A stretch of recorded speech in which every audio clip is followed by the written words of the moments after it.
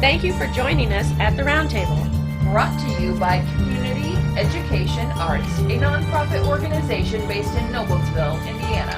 I'm Alice Cavanis-Gober, president of CEArts. And I'm Sarah E. Morin, secretary of CEArts. Let's sit down at the Roundtable.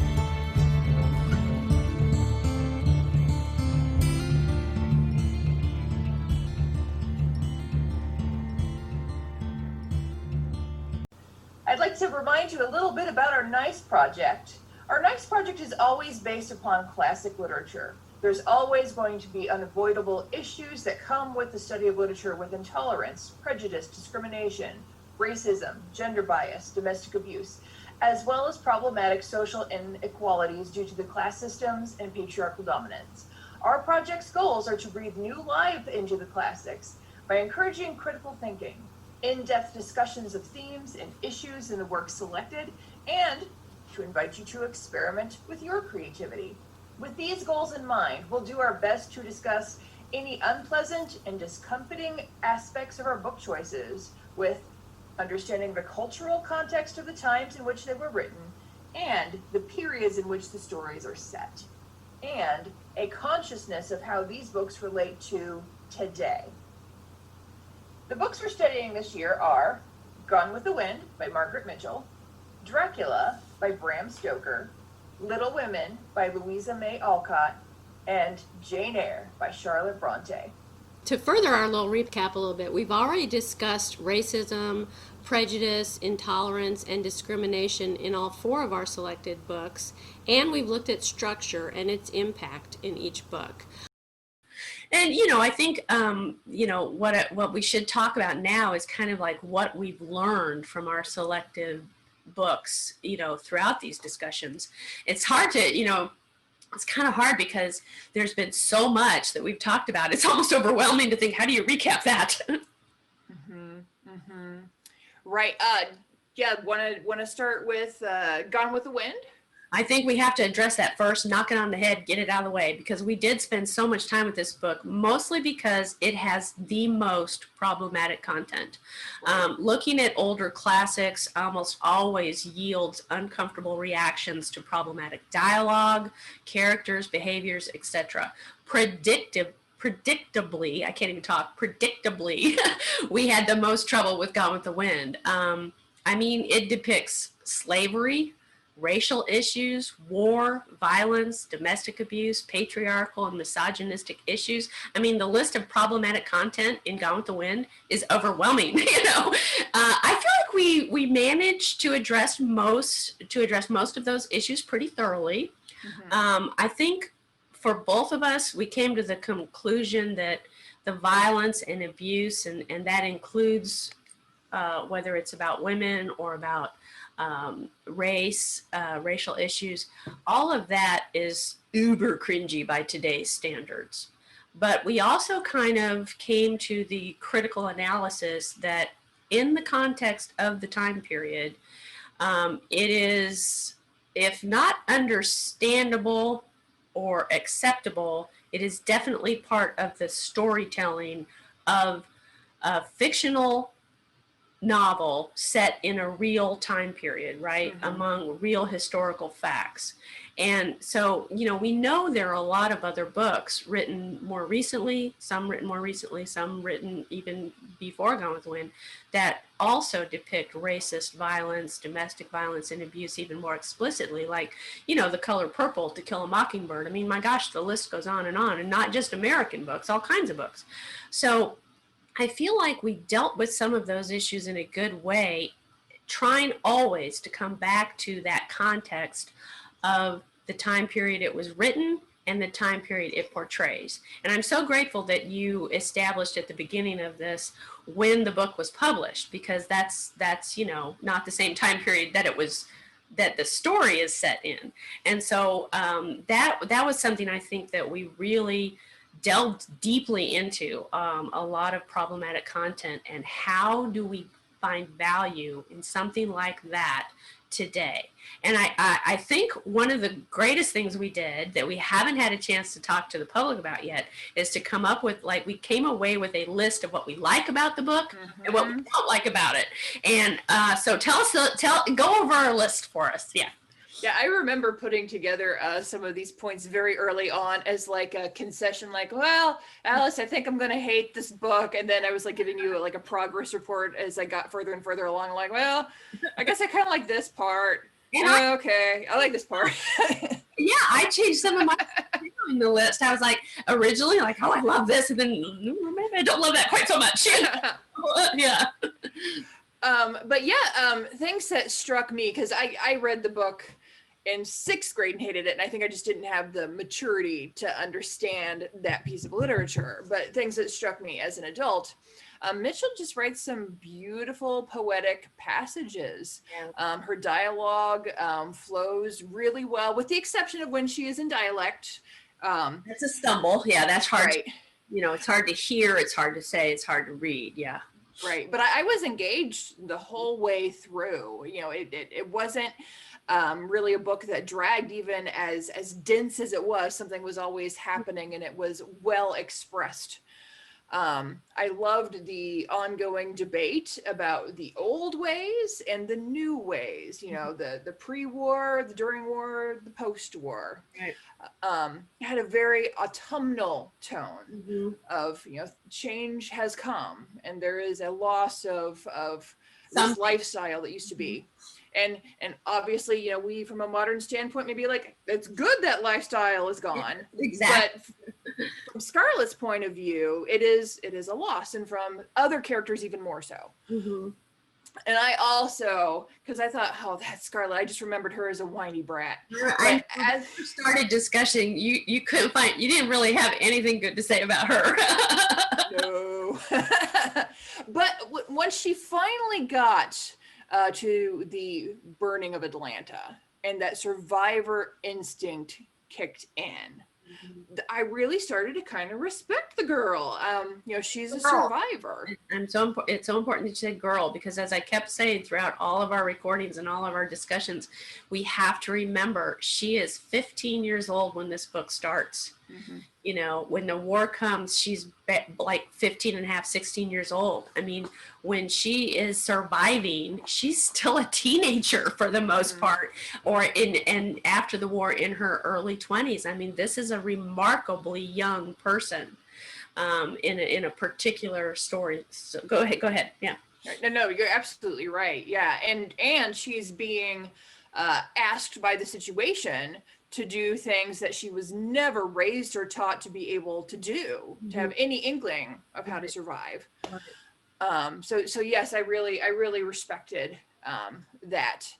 And I also, I swear one day, Alice, I'm going to write, Scarlett O'Hara, CEO, and just analyze her as a businesswoman. Yeah.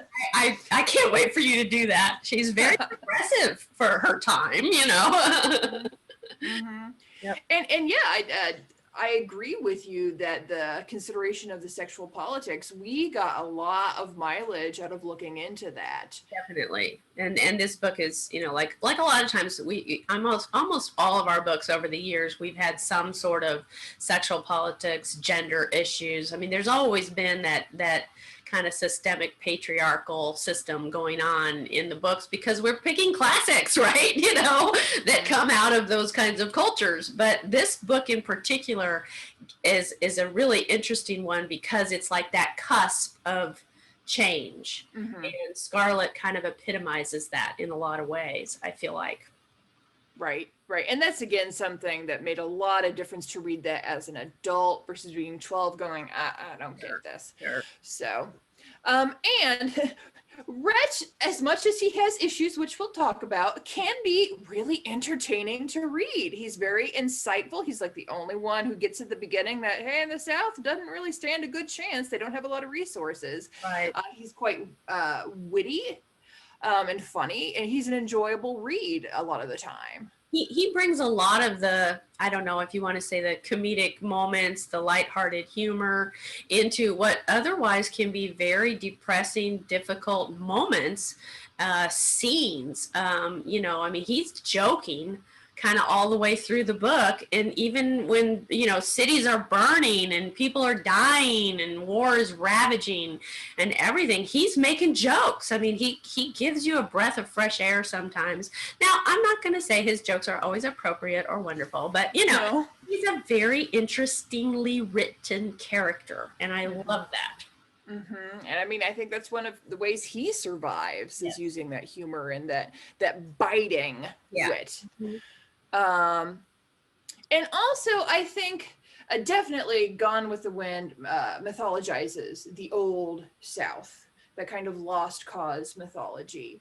And we really went back and forth on, does Mitchell believe in this, or is she presenting somebody else's point of view of this lost cause? And I have come to agree with you that I don't think that Mitchell herself was a lost causer. Mm-hmm. But I think she did see it around her. Would you kind of agree with that? I think one of the most important things we talked about is actually analyzing how much of the book mythologizes the Old South and Margaret Mitchell's own personal experiences and how that affected this book. I've said many times, it took her 10 years to write this book. She researched the historical battles and all the historical references in the book. She researched thoroughly. Mm-hmm. She was raised in a world in the South where the mythology was real.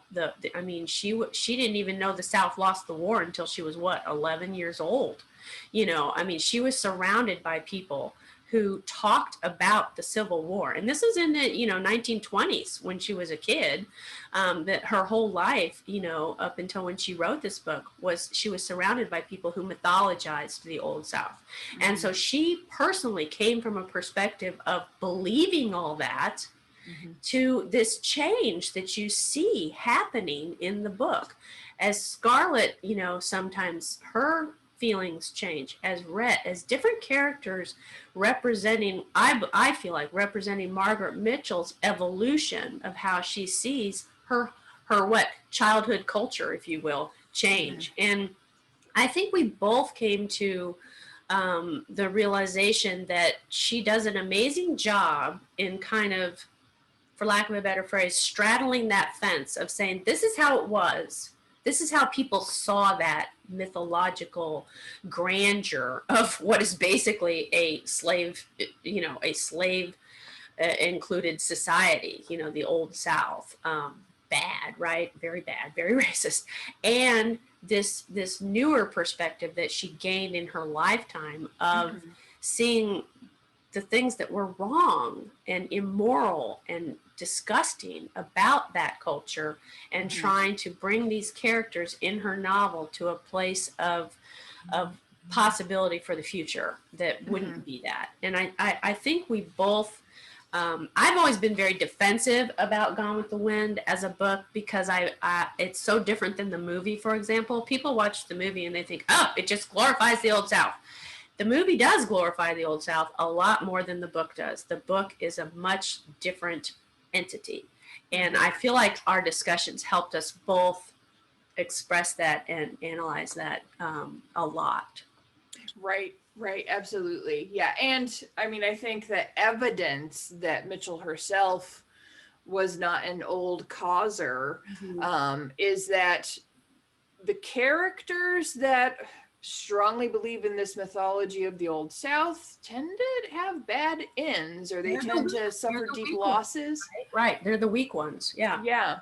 So, but I do think, especially this year in 2020, with all that we have unfortunately gone through as a country with racial relations, with the tragedy of George Floyd, mm-hmm. I think we have lost causers alive today in our society, and being able to even understand what is this supposed past that they're longing for. I think that this helps me understand the supposed past. I don't agree with it, but I'm better able to understand what they think they're missing. Yeah, and the strange thing about people today that are embracing the lost cause is that they weren't alive when it was happening. They don't really know what that was like.